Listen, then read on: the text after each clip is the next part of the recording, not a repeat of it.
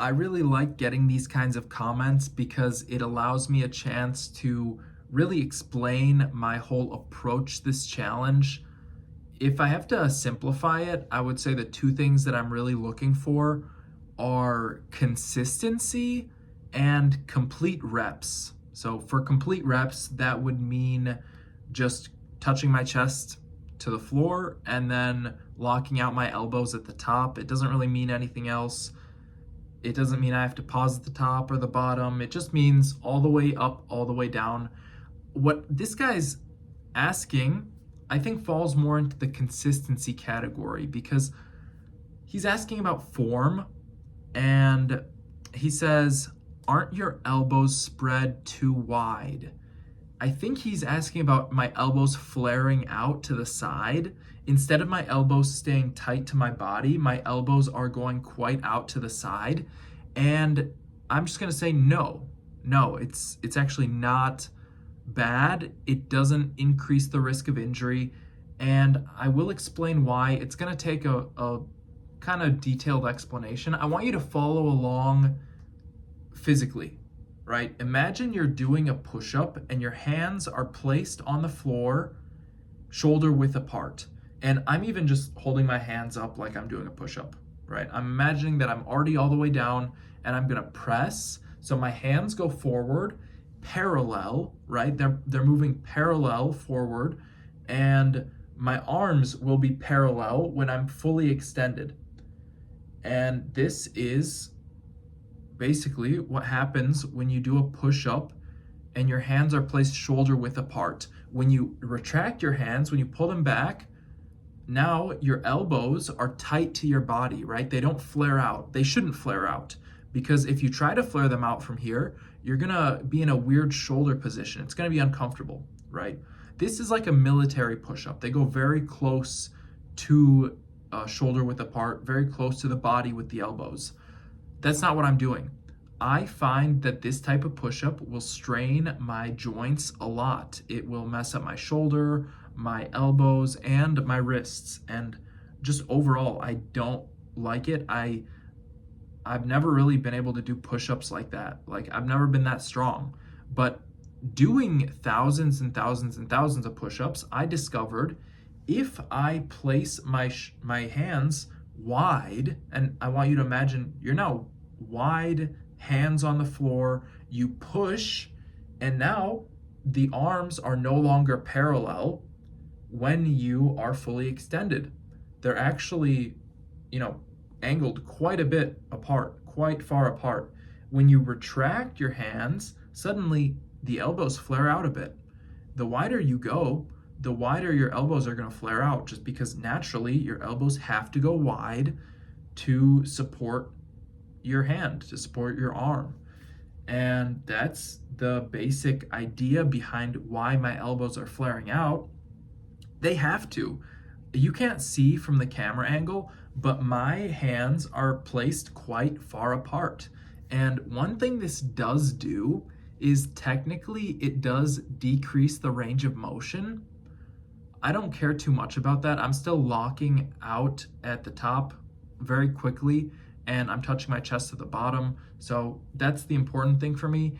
And actually, that extra range of motion that you would have to do, maybe that's the reason for pain in my joints doing that kind of motion. Like my shoulders specifically, my shoulders are really bad with short, narrow grip, narrow stance, whatever you want to call it, push-ups. When my hands are close together, I'm not good in that position. Now, I could do quite a lot.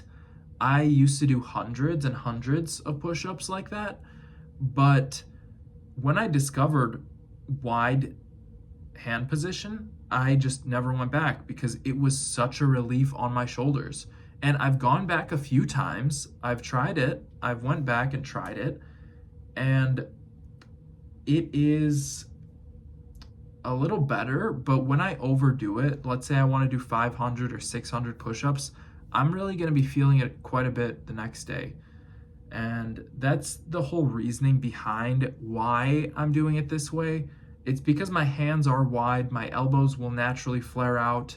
It's nothing to worry about. Now, if you were doing narrow stance and then your elbows are flaring out, now you might run into some issues.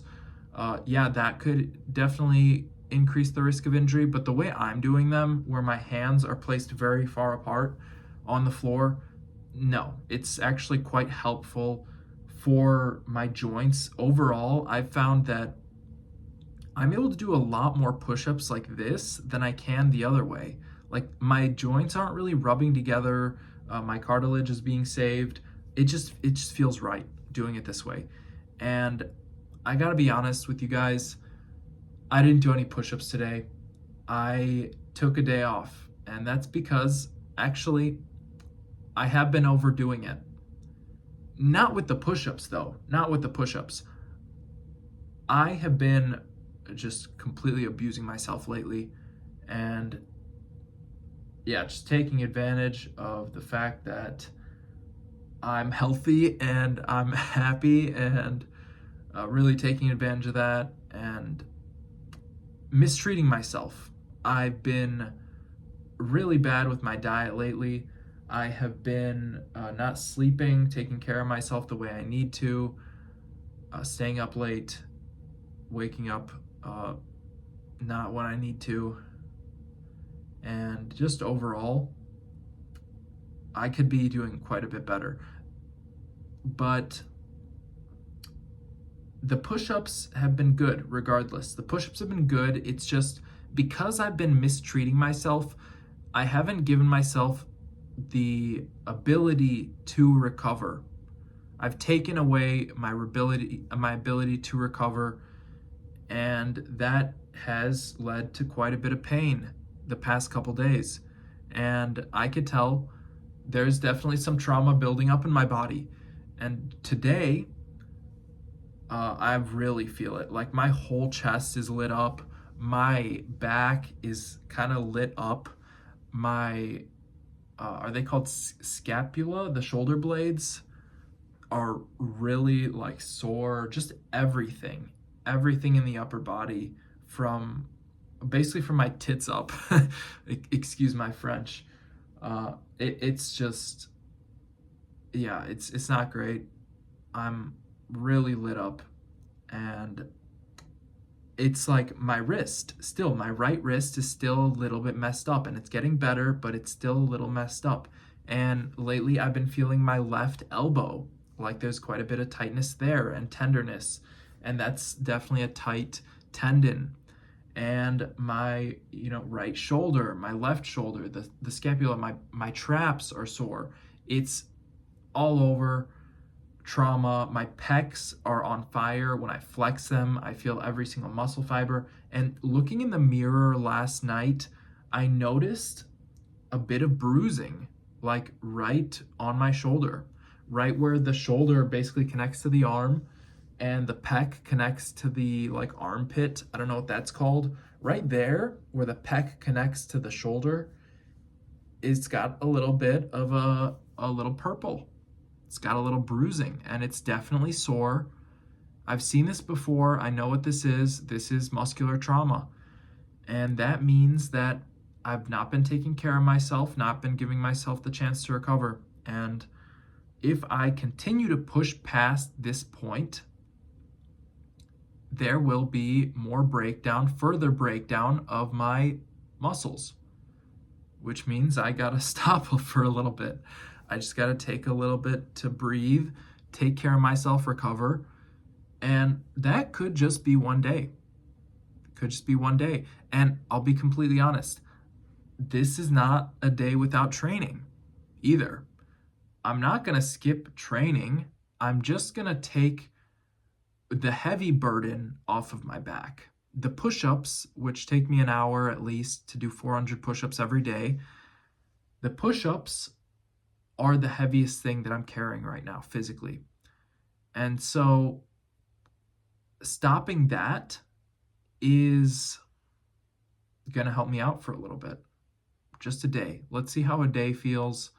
Tomorrow, I know I'm going to be sore. I know it's going to feel like I've taken a whole year off, but it'll be better than today.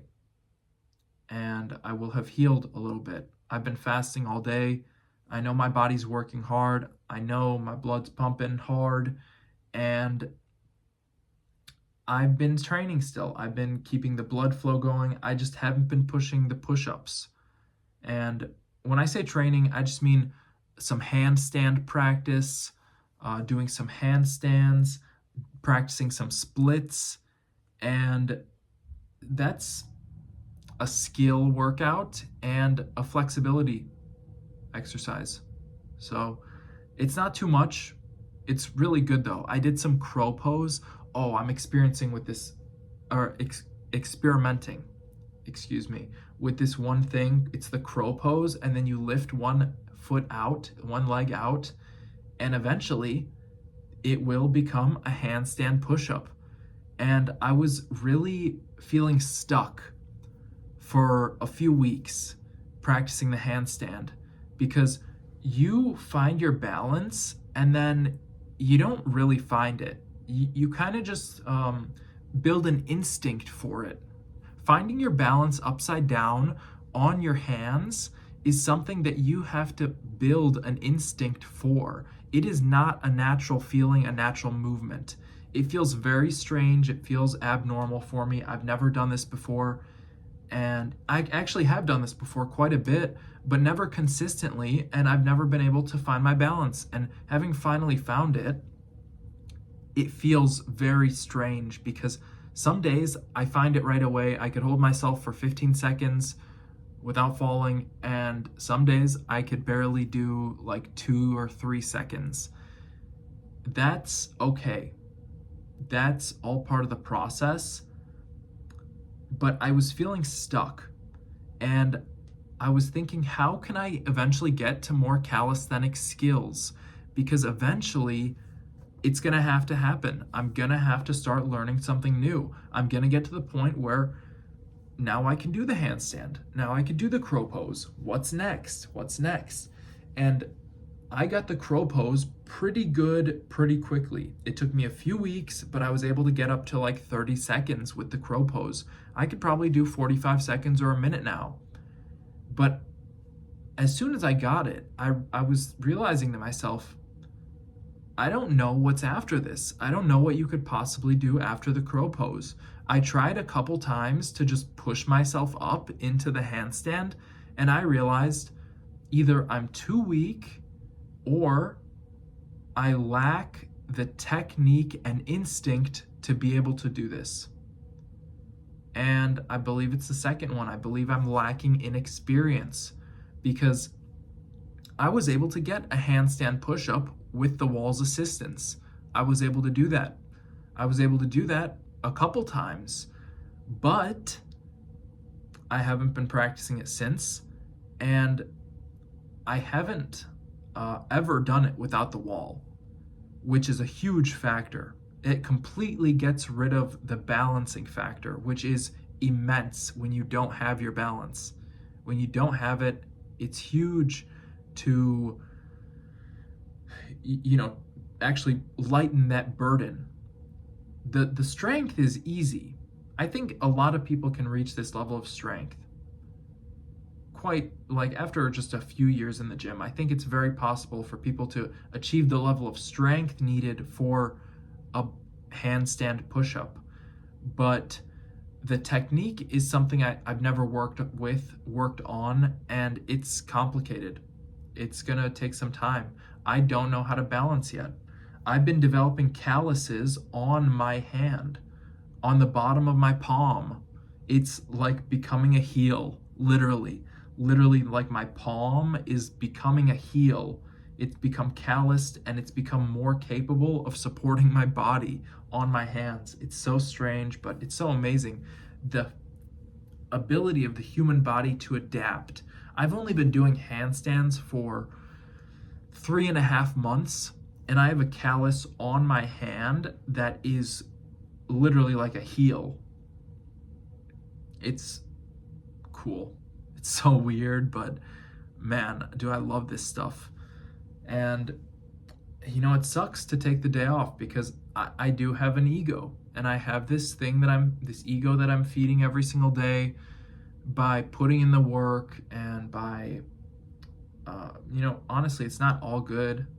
It's not all good. The ego is built with good things, but it's not all good. There is entitlement involved as well, which I'd like to get rid of. I would also like to commit myself more to service. I think that's part of it, is the more I could serve, the less entitled I will be, because I will understand my true place as a servant. We are all servants, whether you like it or not. It says in the Bible, you cannot serve two masters. You will either serve God or money.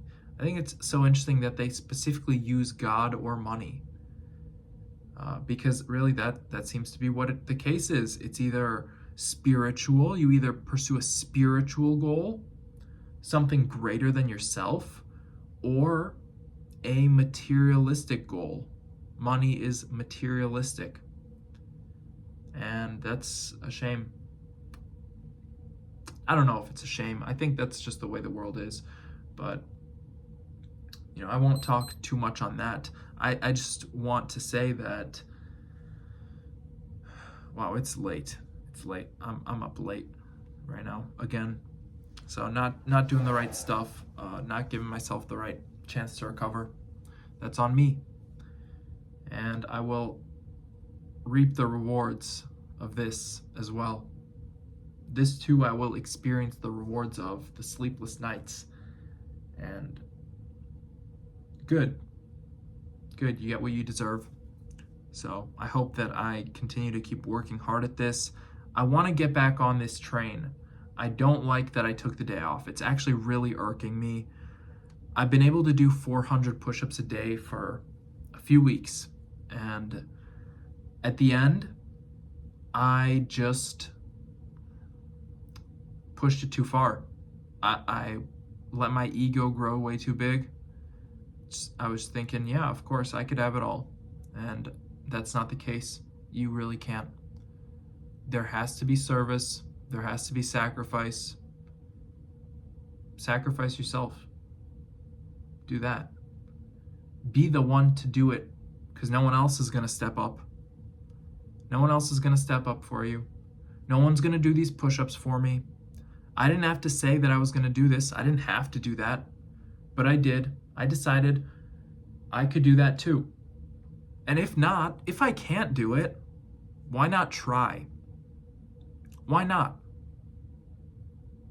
I'm at least going to try. I already said I was going to do 1,000,000 push-ups. I might as well try. The second I posted the first video, what was it, like 20 out of 1,000,000? Something stupid. 20 out of 1,000,000 push-ups. You feel like, did I really just post that? Out of 1,000,000? Like, that is some perspective. That's something I need. I need some perspective. That's what I want. I want to see it from a different angle. That's the problem that this guy had, the commenter. He was unable to see my push-ups from a different angle. He did not have the perspective, because I didn't give another angle to see the video from. So I have to explain it. I have to explain what I'm doing there. I'm doing those push-ups with my elbows flared out because the elbows gotta flare out. The same thing happens with the squat. If you take a narrow stance squat, you go all the way down, your knees are gonna drive straight forward, right? They're gonna go straight forward. They're not gonna go to the sides. If you take a wide stance squat, there's two things that are gonna need to happen. Your knees are, first, your feet should be in alignment. They should line up with the motion of your knees. And secondly, your knees are no longer going to drive straight forward, but they will drive out at an angle towards the location of your feet. And if you don't want to injure yourself, you're gonna have to do that. You can imagine that this is pretty much the same movement, the squat and the push-up. In this case, it works the exact same way.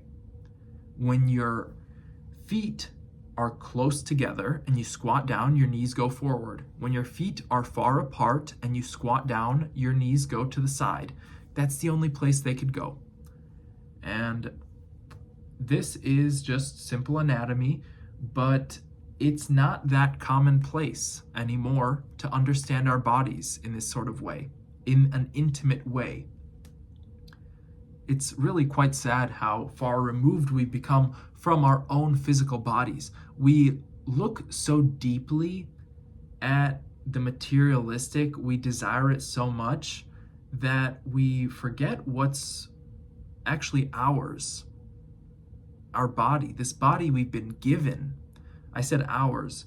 We've been given this body. This was a gift.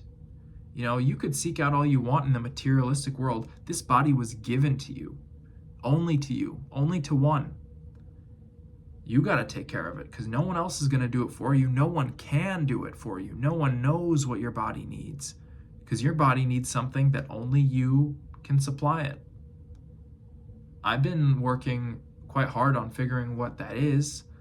It happens to be push-ups quite often. Today it was training the splits and training my handstand. Progressing the handstand has been really exciting. I've been learning some new stuff. Just practicing skills, getting better. That's what life's all about. Improvement. Realism. Be realistic with this. You're not going to make tremendous gains in a day, but I'm going to go to this. I'm going to run a marathon this year. So I didn't have to say that. Last year, I was able to run a half marathon with quite a minimal amount of training. And in fact, I'd never run more than 10 miles in a row before that. I had never run more than 7 miles in a row before last year. Actually, I'd probably never run more than 2 miles in a row before last year. Last year, I was able to run a half marathon. And I think if I can walk a marathon, why couldn't I run one? Why shouldn't I run one? So I will. I'm going to do that in 2025. And now it might take me quite a while. I'm going to need to train for it. I can't not train for it.